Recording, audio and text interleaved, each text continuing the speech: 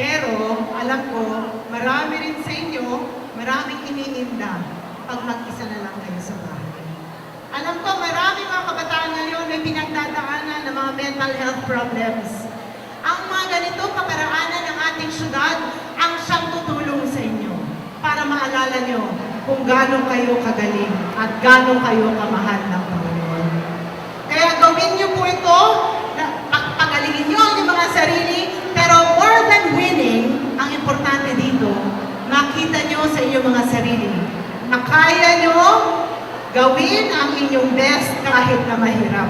Dahil sa buhay minsan mahirap, pero pag tayo ay lumalaban, kayang-kaya natin yan.